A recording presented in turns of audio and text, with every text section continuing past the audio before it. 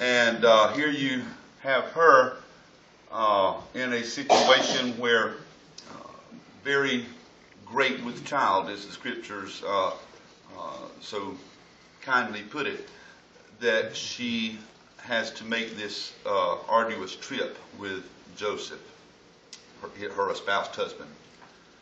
And so it was that while they were there, the days were accomplished that she should be delivered. You notice it doesn't say, and it just so happened that while they were there, the days were accomplished. No, so it was, as it was ordered, as it was ordained, as God's perfect plan, not that of Caesar Augustus, would have it. And she brought forth her firstborn son and wrapped him in swaddling clothes and laid him in a manger, because there was no room for them in the inn. I want to just briefly interject something here. I know I've told Sister Ann about this, and of course my wife, and maybe I've told the rest of you. I've never, I don't know that I've ever really bought into the notion of any sort of wooden structure being, but I can't say for certain that it wasn't. Please don't get me wrong. But I, myself, in my heart of hearts, I probably would go more with the rock, something, yeah, along those lines.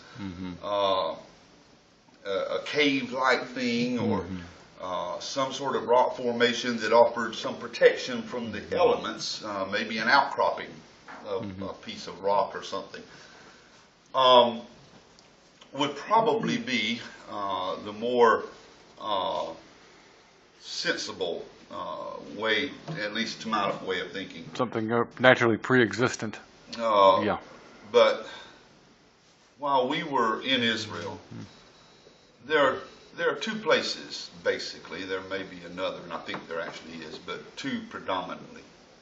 Two places where it is largely thought that the birth of Christ occurred here.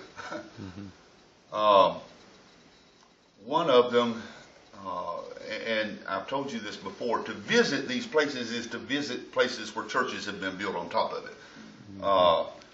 If Christ was born here, there's a church over it. That's just the way it is. And one of them, a Greek Orthodox church, Russian Orthodox, I think is correct. A Russian Orthodox church has been built over, and it is the church itself it's huge. It's massive.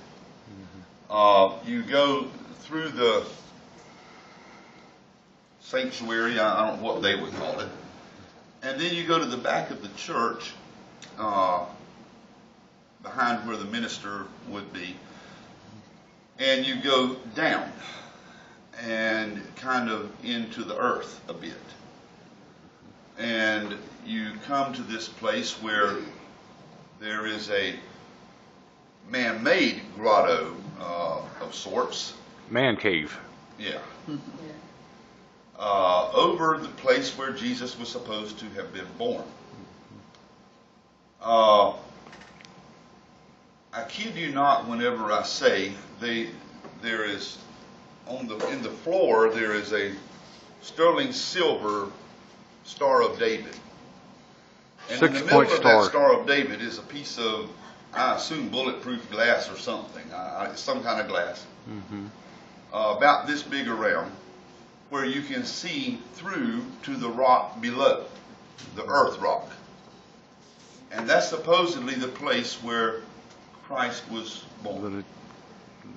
That Star of David has been kissed and fondled so much until literally the edges of it have been worn away, where people kneel and cry over it and pray over it and do all sorts of idolatrous mess over a piece of rock.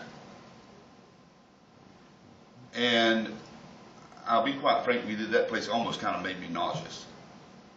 Okay. And then we left there and went to, I believe it's called the Church of the Nativity. It's a Catholic congregation. absolutely beautiful sanctuary, one of the prettiest I went into the whole time I was over there. And you go out of it and down into the earth, but you go deeper. And you really are in the, it's not miles, but you are in the belly of the earth. And there's no sunlight that gets in there that's not provided. Any light is provided. And that's the other place where tradition holds that Christ was born. It's a cave. Mm-hmm. I had the pleasure of preaching in that cave. And it was quite an experience, one I'll not soon forget. But would I waste my time arguing with anybody that either of those two places was the birth of Christ? No. Mm-hmm. Because the thing that we have to, it's kind of like the manger thing in the letter from God. It's not where he was born, it's that he was born. Amen. That is the issue and the important thing. Yes, sir, Brother Derwood? How much faith do you put into and I'm sure you've heard it through the years, that Christ was born in August instead of December?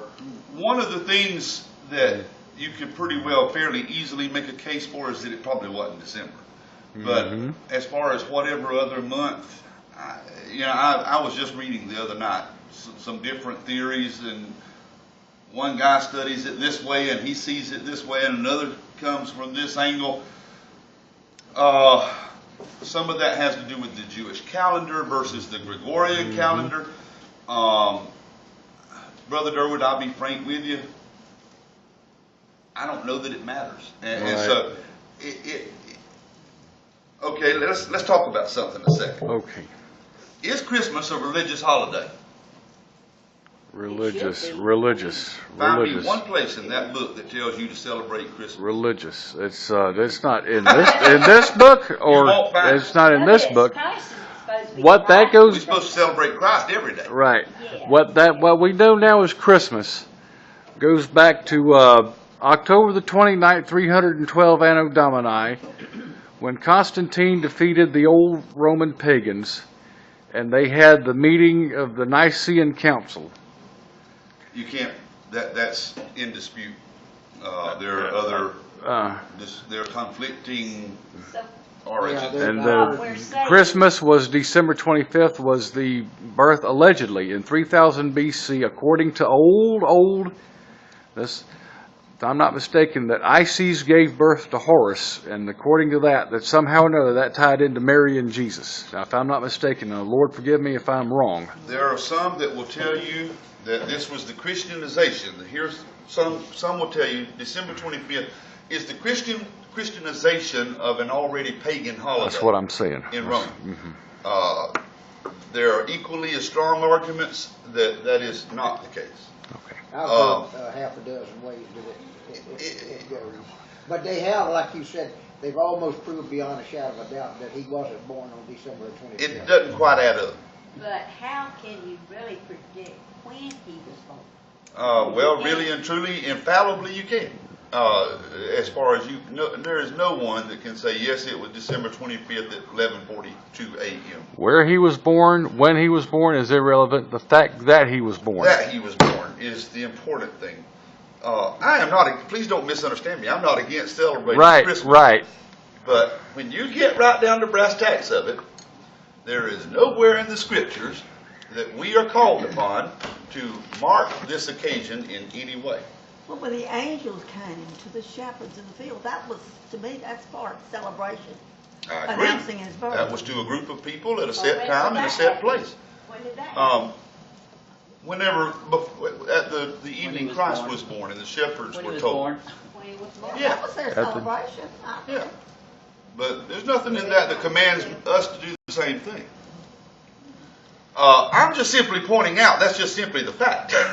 There is nowhere in the scriptures that tell us to mark that with any sort of celebration in the church.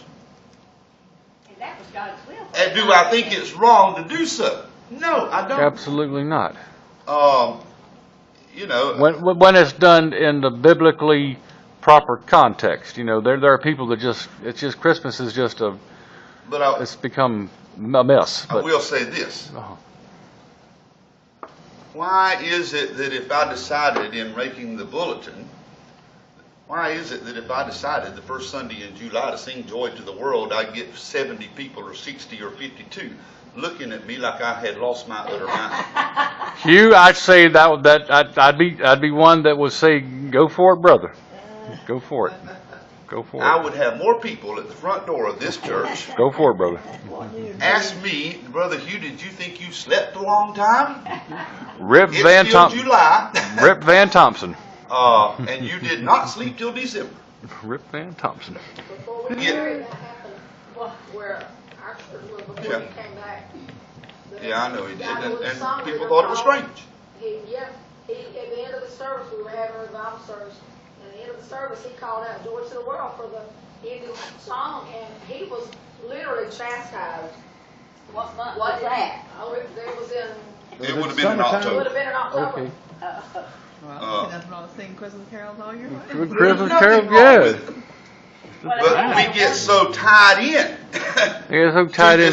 And that has something to do with the fact that society's bought into this December 25th thing that is They just more tried- than likely not the case, as Brother Durwood's already pointed out. They decided to do that because it was last of the month. I don't think so. You know, when Christ was born, that wasn't even the last of the year.